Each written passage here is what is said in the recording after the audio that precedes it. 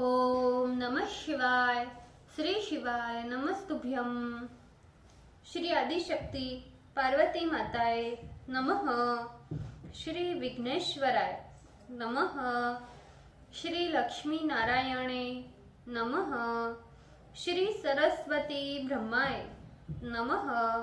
श्री सियारामे नमः।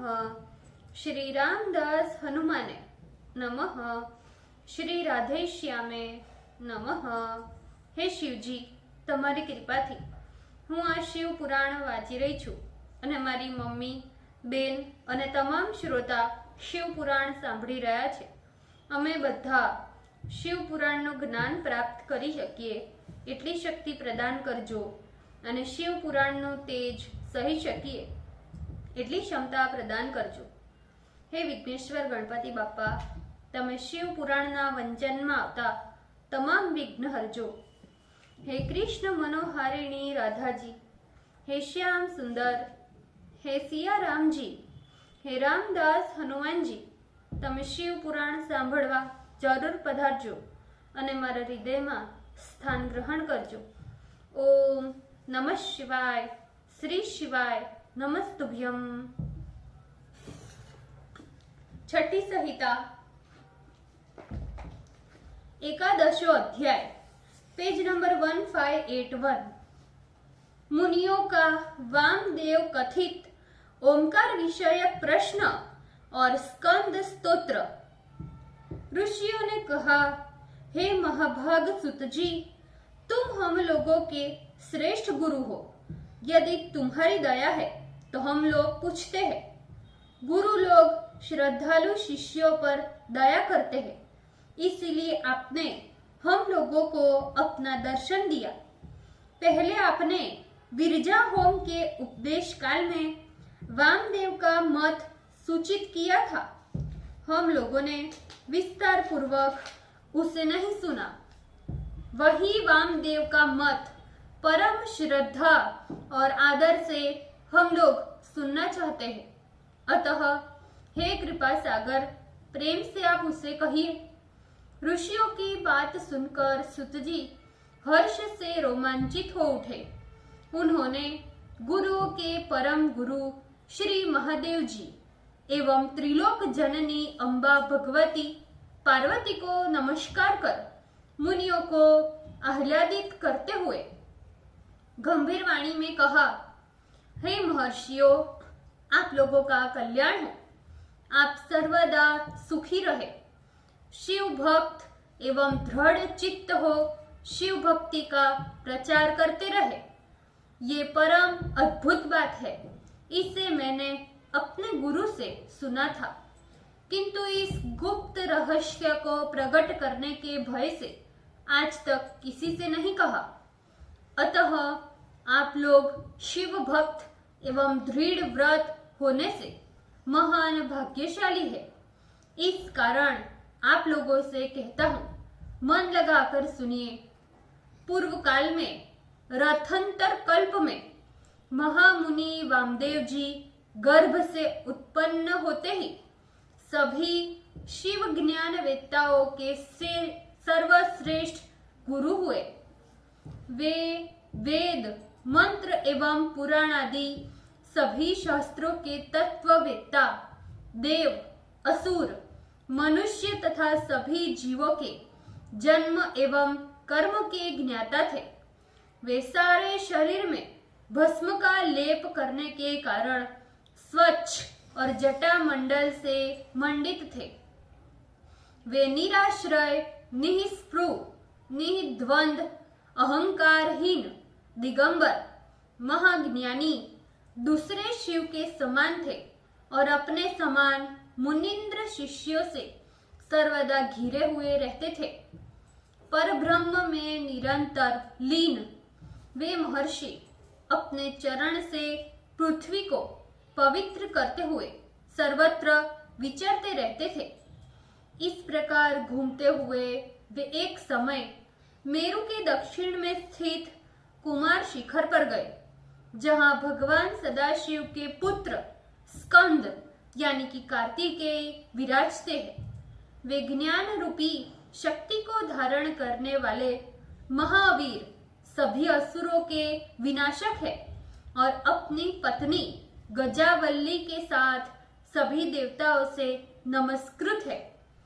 वहां पर सागर के समान गंभीर स्कंदसर नाम का एक सरोवर है, जिसमें ठंडा एवं स्वादिष्ट जल भरा रहता है, जो अत्यंत स्वच्छ तथा बहुदक होने से अगाध है।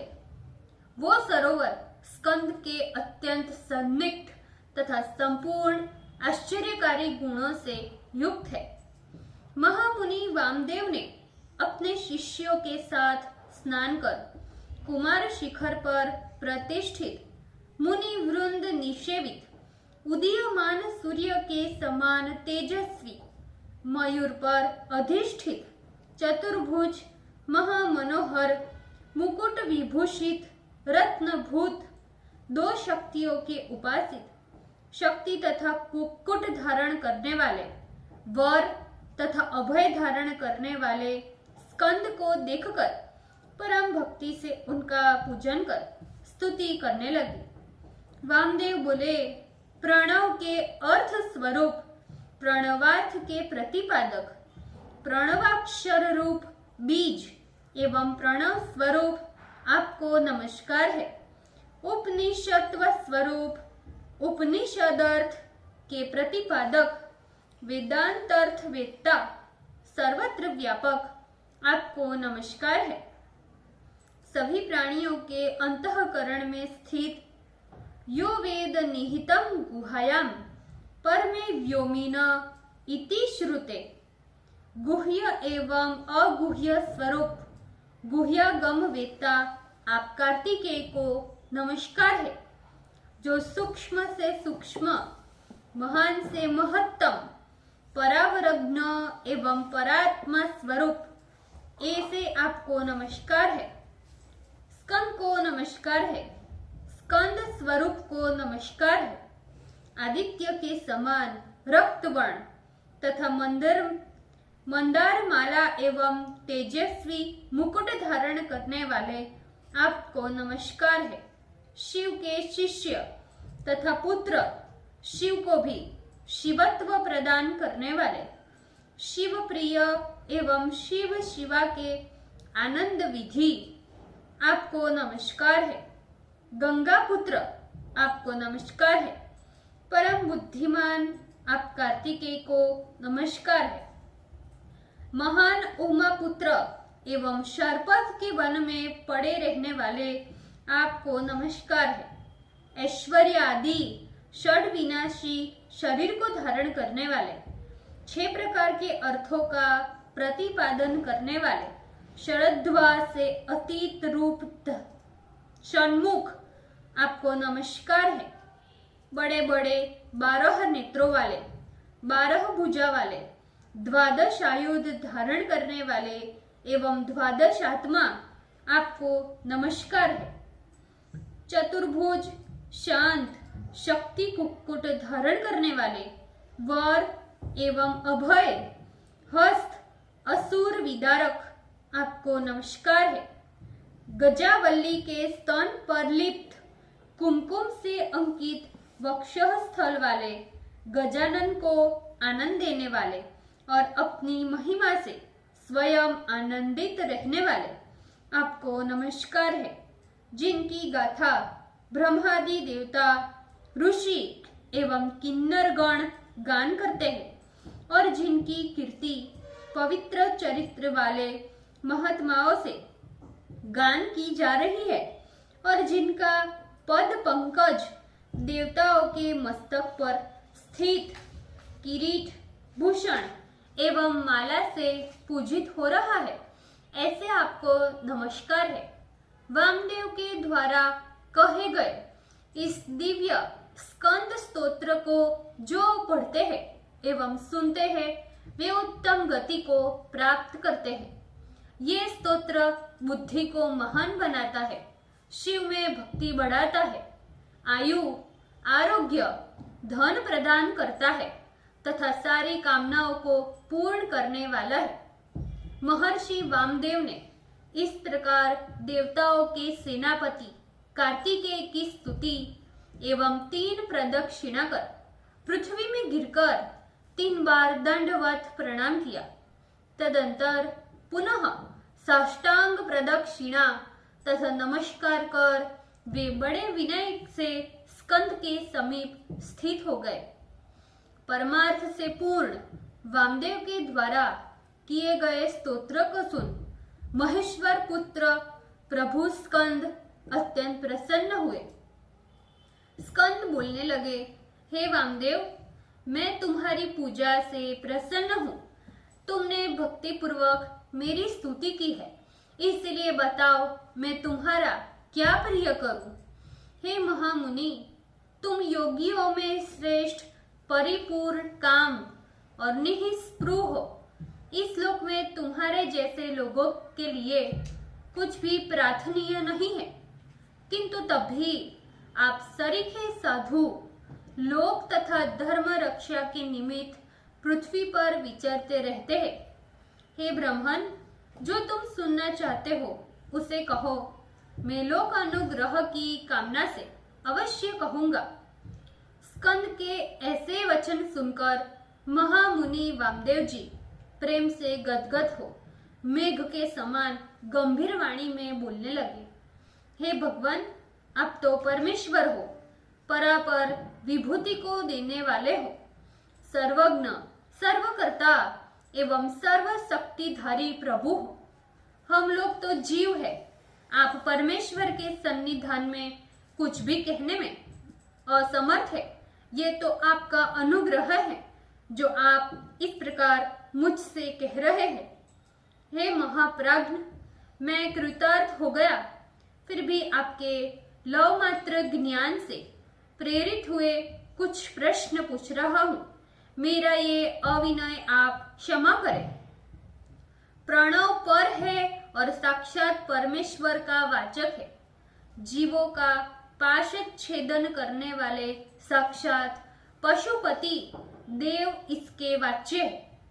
प्रणव रूप वाचक से आहूत होने पर वे पशुपति देव क्षण भर में जीव को मायापाश से मुक्त कर देते हैं।